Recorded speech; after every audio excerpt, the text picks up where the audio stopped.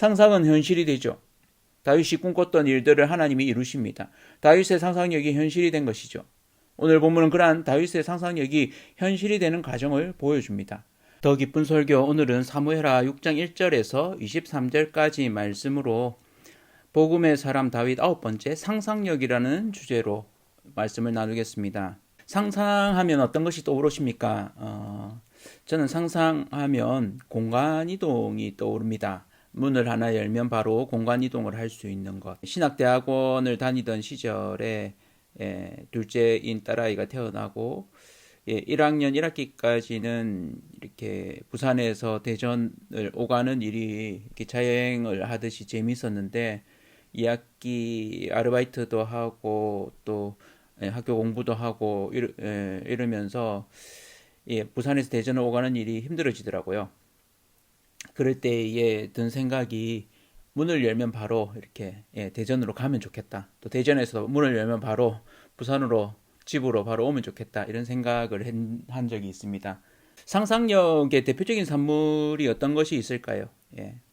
컴퓨터, 엘리베이터, 휴대전화기, 화상통신, 홀로그램 통화, 자기부상열차, 또 최근에는 3D 프린팅, 전기차 이런 부분들, 심지어는 교통수단으로 하늘을 나르는 자동차, 또 우주로 날아가는 1인 비행기, 투명한 컴퓨터, 이런 차원이동 이런 부분들을 생각해 볼 수 있겠습니다. 하늘을 나르는 수트, 내 생각을 글로 바로 적어주는 컴퓨터, 상상력, 실제로 경험하지 않은 현상이나 사물에 대하여 마음속으로 그려보는 힘, 생각상, 형상상, 힘력 이렇게 해서 내 생각을 구체적인 형상으로 만드는 힘이다. 그래서 영어로 이미지네이션 이렇게 하는데 경험하지 않은 것, 현재에 없는 대상을 직관하고 머릿속으로 그려보는 능력 이렇게 이야기합니다.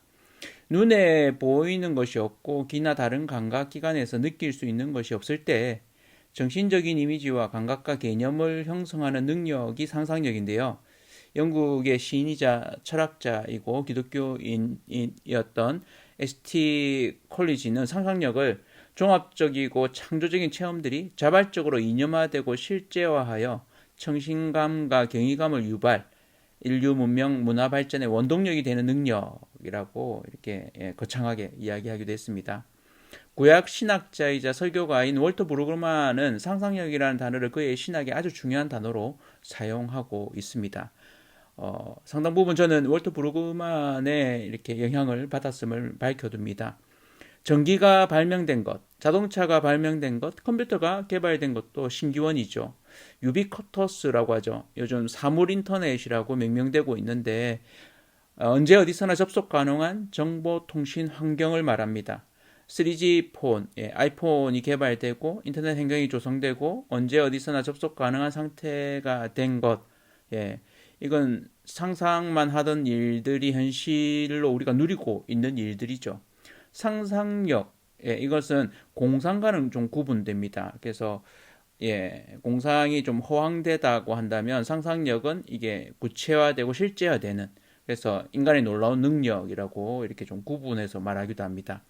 오늘 복음의 능력을 맛본 사람 다윗 9번째로 상상력을 한번 보고자 합니다. 다윗의 상상력 어떤 것일까요? 그에게 있는 상상력은 당시 대부분의 나라에서 신이라고 하면 자신을 도와주는 어떤 존재로 인식했습니다. 신은 곧 인간을 돕는 존재였던 거죠. 기복적이었습니다. 인간을 돕기 위해 창조된 존재가 바로 신이었습니다. 그러나 다윗은 신을 그렇게 인식하지 않았습니다. 다윗은 신이신 하나님을 실체로 여겼습니다. 그의 상상력이죠. 그에게 신은 유일하신 하나님으로 온 땅을 만드시고 자신을 부르신 분이십니다. 하나님이 자신을 위해 존재하시는 것이 아니라 자신이 하나님을 위해 존재하는 것이었습니다. 그의 상상력이죠.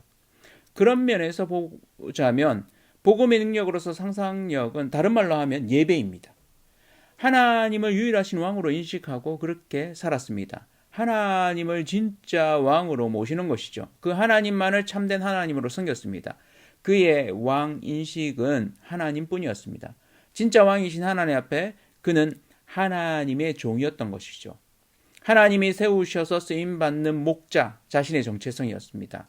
하나님의 뜻대로 하나님의 명령대로 움직이면서 이 나라를 이스라엘을 하나님의 뜻대로 다스리는 목자 다윗, 그의 정체성이죠. 그는 왕이신 하나님께 온전히 예배하였습니다.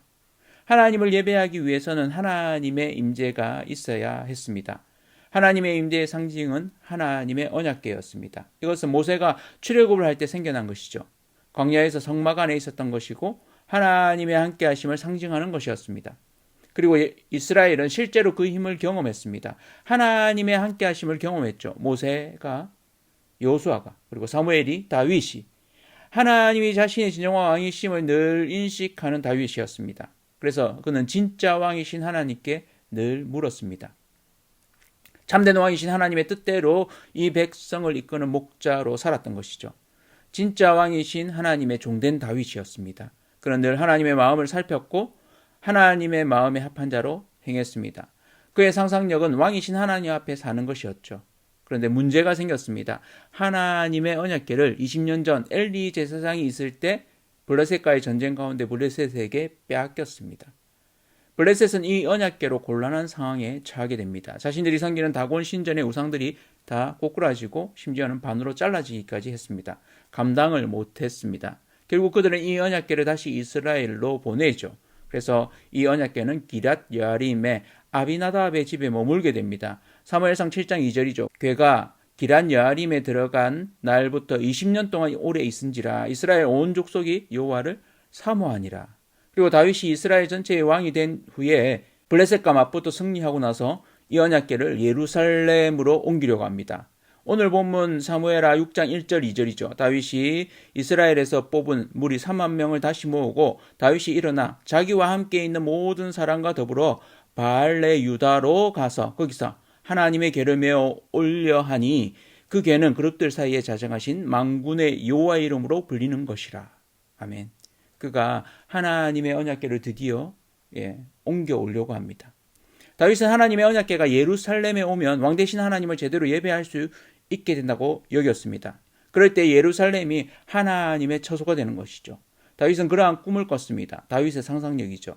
그는 그걸 기대했습니다. 자신뿐만 아니라 이스라엘의 왕들이 지속적으로 예루살렘에서 하나님을 예배하고 진짜 왕이신 하나님 앞에서 목자로서 하나님이 세우신 왕의 역할을 감당하길 바랬습니다. 그의 상상력이 현실이 되죠. 실제로 다윗의 상상력은 현실이 되었고 예루살렘은 하나님의 성전이 세워지고 하나님을 온전히 예배하는 예배의 처소가 되었습니다. 상상은 현실이 되죠. 다윗이 꿈꿨던 일들을 하나님이 이루십니다. 다윗의 상상력이 현실이 된 것이죠. 오늘 본문은 그러한 다윗의 상상력이 현실이 되는 과정을 보여줍니다. 그런데 다윗과 다른 마음을 가진 사람도 둘이 있었습니다. 한 사람은 웃사라는 제사장입니다. 그는 하나님을 인격적으로 여기지 않았습니다. 자신의 일로서 대했던 것이죠.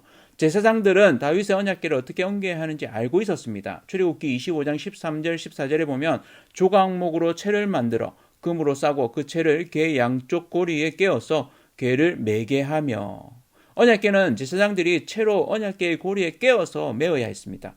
그런데 웃사는 그러지 않았습니다. 그 전에 블레셋 사람들이 그들의 수레로 기럇 여아림에 가져왔습니다. 그들이야 몰라서 그랬죠. 그런데 제대로 알고 있는 웃사가 이 블레셋의 문명의 이기를 활용해서 편하게 옮겼습니다. 그러면서 실수를 하죠. 오늘 본문 사무엘하 6장 6절이죠. 그들이 나곤의 타작마당에 이르러서는 소들이 띠므로 웃사가 손을 들어 하나님의 궤를 붙들었더니, 그렇습니다. 웃사는 자신이 하나님의 궤를 지켜야 하는, 하나님은 궤 안에 계시고 자신이 보호해야 할 존재로 여겼습니다. 그런 대상으로 여겼던 거죠. 일로서 하나님을 대했던 것입니다. 예배하지 않았던 것이죠. 인격으로 하나님을 무서워하지 않았던 것입니다. 일을 했습니다. 그로 말미암아서 하나님이 진노하서 그를 치십니다. 하나님의 궤 곁에서 죽게 됩니다. 7절이죠. 여호와 하나님이 웃사가 잘못함으로 말미암아 진노하사 그를 그곳에서 치시니 그가 거기 하나님의 궤 곁에서 죽으니라.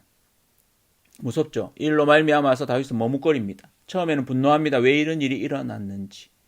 멈춰 서서 이 일이 잘못된 것으로 인해 분이 여기죠. 그 역시 일로서 이 일을 대하고 있음을 알 수 있습니다. 그러나 곧 깨닫습니다. 하나님을 두려워합니다. 9절이죠. 다윗이 그날의 여호와를 두려워하여 이르되 여호와의 궤가 어찌 내게로 오리요 하고, 그리고는 가드 사람 블레셋 출신이죠. 오벳에돔의 집에 맡깁니다. 계속 들고 오는 것이 아니라 이렇게 해서는 안 되겠다라고 여긴 거죠. 다윗이 무엇을 깨달았을까요? 하나님은 자신이 지켜드려야 할 존재가 아니라 하나님을 자신이 어떻게 할 수 없는 분임을, 자기 뜻대로 무언가를 하려던 것을 내려놓게 되죠. 하나님에 대해 경험한 것입니다. 두려워하게 됩니다. 하나님의 하나님 되심을 알게 된 것이죠. 하나님이 오벳에돔의 집에 석 달을 머무는 동안 오벳에돔의 집에 복을 주십니다. 그리고는 마음이 바뀌죠. 하나님을 두려워하는 자는 하나님을 경외합니다. 하나님의 하나님 되심을 아는 자이죠. 내가 하나님을 지키는 자가 아니라 하나님이 나를 지키십니다. 믿으십니까? 하나님을 예배하는 자의 자세는 내 중심이 아니라 하나님 중심입니다. 다윗의 예배는 이러한 깨달음 가운데 나옵니다. 일로서가 아니라 하나님의 인격 앞에, 하나님의 임재 앞에 반응하는 것이죠. 예배가 그러한 것입니다. 우리가 잘 되기 위해 하나님을 이용하는 것이 아니라 하나님 존재 자체를 기뻐하는 것이죠. 두려워하는 것입니다. 사랑하는 것입니다. 그럴 때 하나님이 우리에게 복을 주십니다. 우리와 함께 하시죠. 복음의 사람은 하나님을 제대로 아는 자입니다. 하나님을 어떤 분으로 알고 계십니까? 어떻게 예배하십니까? 내가 잘 되기 위해? 아닙니다. 하나님 중심입니다. 나를 지으시고 나를 이 땅에 살게 하신 하나님 중심이어야 합니다. 하나님으로 인해 내가 존재하는 것이죠. 하나님을 위해서 내가 있는 것입니다. 하나님을 예배하는 자, 하나님이 이 땅의 진짜 왕이십니다. 예배는 우리 삶의 중심이죠. 하나님의 온 땅의 주권자이십니다. 이를 기억하고 삶의 중심에 예배를 주는 자, 하나님이 기뻐하십니다. 실제이신 하나님 앞에 하나님을 경외함으로 매일매일 하나님을 예배하는 자 되시기를 축복합니다. 그것이 삶입니다. 믿는 자의 능력이죠. 바울은 이것이 복음의 삶이라고 말합니다. 로마서 12장 1절 2절이죠. 그러므로 형제들아 내가 하나님의 모든 자비하심으로 너희를 권하노니 너희 몸을 하나님이 기뻐하시는 거룩한 산제물로 드리라. 이는 너희가 드릴 영적 예배니라. 너희는 이 세대를 본받지 말고 오직 마음을 새롭게 함으로 변화를 받아 하나님의 선하시고 기뻐하시고 온전하신 뜻이 무엇인지 분별하도록 하라. 아멘. 그렇습니다. 예배는 하나님의 뜻을 분별하는 것이죠. 이를 위해 내 몸을 쳐서 하나님의 말씀에 순종하는 것입니다. 내 삶을 하나님께 산제물로 드리는 것이죠. 우리의 상상력의 터전은 예배에 있습니다. 하나님 앞에서 우리 예배가 우리 삶을 결정짓습니다. 하나님 앞에 사십시오. 하나님을 진정으로 예배하십시오. 그것이 우리가 이 땅에서 실제 삶을 사는 것입니다. 우리의 삶이 6일이 있다고 여기지만 실제 삶은 주일에 드리는 예배 가운데 있는 것이죠. 매일매일 하나님 앞에 드리는 우리의 예배에 우리의 삶이 있습니다. 예배가 우리 삶의 상상력을 좌우합니다. 하나님이 우리 삶의 진짜 주인이십니다. 이를 위해 사시는 저와 성도님들 되시기를 축복합니다. 우리의 삶의 상상력이, 예배가 우리의 삶의 상상력이 되어서 온전한 기쁨과 참 평안, 참 왕이신 하나님과 동행하는 삶 사시기를 바랍니다. 그것이 우리가 이 땅에서의 진짜 삶이죠. 예배에 성공하십시오. 매일매일 하나님 앞에 예배하십시오. 하나님이 내 삶의 주인이심을, 내 삶의 진정한 왕이심을 기억하시고 그렇게 사시는 저와 성도님들 되시기를 축복합니다. 다윗의 상상력은 여기에서 견고해집니다. 다윗의 상상력은 두 번째로 다른 말로 하면 춤입니다. 춤은 하나님 안에서의 자유와 기쁨이죠. 이후 다시 하나님의 언약궤를 옮겨오게 됩니다. 그렇게 오는 과정 속에서 다윗은 기뻐 춤을 춥니다. 얼마나 하나님을 기뻐하는지 알 수 있죠. 오늘 본문 사무엘하 6장 13절 14절에 보면 여호와의 궤를 맨 사람들이 6걸음을 가매 다윗이 소와 살찐 송아지로 제사를 드리고 다윗이 여호와 앞에서 힘을 다하여 춤을 추는데 그때에 다윗이 배 에봇을 입었더라. 제사장이 입는 배 에봇을 입고 있었습니다. 하나님 앞에 예배하는 자로 서 있었다는 거죠. 그리고는 기뻐하였습니다. 춤은 기쁨의 표현입니다. 자유함입니다. 우리가 가진 기쁨을 자유롭게 표현할 때 춤을 추죠. 하나님 안에서의 기쁨, 하나님 안에서의 자유를 다윗이 만끽하고 있습니다. 드디어 하나님을 모실 수 있게 된 그 기쁨이 표현되고 있습니다. 마치 아버지 앞에서 아이가 뛰어놀듯이 다윗은 그렇게 하나님 앞에서 춤을 춥니다. 춤을 추는 이런 표현이 5절에는 연주로, 14절과 16절에는 춤추는 것으로, 21절에는 뛰놀리라는 표현으로 상징적으로 드러나고 있습니다. 은유적으로 표현되고 있죠.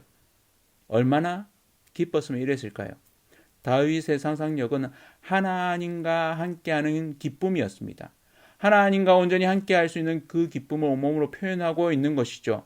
하나님을 얼마나 가까이 느끼고 있었는지, 실제적으로 느끼고 있었는지를 알 수 있습니다. 그의 상상력이 현실화된 것, 춤입니다. 하나님과 함께하는 삶이 다윗의 춤으로 표현되었습니다. 하나님과 함께하는 삶이 기쁘십니까? 그 기쁨이 충만하시기를 빕니다. 하나님과 함께할 때 정말 기쁨이 넘쳐서 다윗처럼 그렇게 기쁨과 자유함으로 매일매일을 사시기를 축복합니다. 그 기쁨으로 하나님 안에서 자유가 만끽되기를 바랍니다. 다윗은 그러한 기쁨으로 감격했습니다. 몸둘 바를 몰랐죠. 너무도 즐거워했습니다.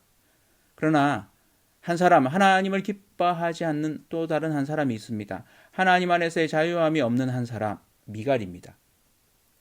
아버지와 형제의 넷을 다 잃었죠. 그는 싫었습니다.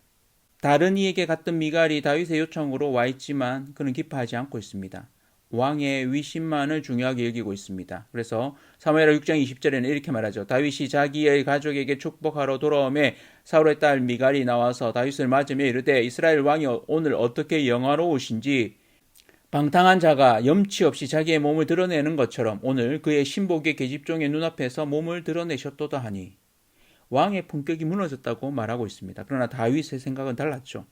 이보다 더 낮아져서 스스로 천하게 보일지라도 그것은 하나님 앞에서 그런 것이고 하나님 앞에서 춤추는 것이 마땅하다고 말합니다. 21절이죠. 다윗이 미갈에게 이르되 이는 여호와 앞에서 한 것이니라. 그가 내 아버지와 그의 온 집을 버리시고 나를 택하사 나를 여호와의 백성 이스라엘의 주권자로 삼으셨으니 내가 여호와 앞에서 뛰놀리라. 아멘. 다윗의 춤은 우리의 예배가 누구에게 드려지는지를 여실히 보여줍니다. 다윗의 많은 시편에도 드러나죠. 하나님 안에서의 자유함과 기쁨이 표현되고 있습니다. 그의 상상력은 그의 춤으로 승화되었습니다. 이것은 지금의 우리에게까지 하나님 앞에서 예배하는 자의 자세가 어떠할 수 있는지를 보여줍니다. 하나님 앞에서는 뭐든 가능하죠. 상한 심령을 쏟아내기도 하고 찬 기쁨을 표출하고 자유함을 누립니다. 두렵지만 친밀함으로 표현할 수 있습니다. 이 땅의 상 가운데 믿는 자의 상상력이 얼마나 풍부할 수 있는지 다윗은 보여줍니다. 자본주의가 만들어낸 상상력은 한계가 있습니다. 그러나 이 상상력을 뛰어넘는 찬 기쁨과 예배와 춤 가운데 경외감과 자유함이 복음이 주는 찬 기쁨입니다. 이 기쁨을 매일매일 누리시는 성도님들 되시기를 축원합니다. 예배에 목숨 거십시오. 진정한 상상력으로 실체를 삼으십시오. 하나님이 이 땅의 진짜 주인이심을 만끽하십시오. 예배 가운데 우리의 삶 가운데 하나님의 하나님 되심을 경험하고 드러내고 하나님과 동행하시는 그로 인해서 기쁨과 자유함에 춤을 추시는 저와 성도님들 되기를 축복합니다. 우리 삶의 상상력이 자본주의의 한계나 문명의 이기에 갇히지 않고 하나님과 함께 거함으로 인해서 두렵고 떨림으로 하나님의 구원을 만끽하는 그런 자유와 기쁨이 누려지시는 저와 온 성도님들 되시기를 축복합니다.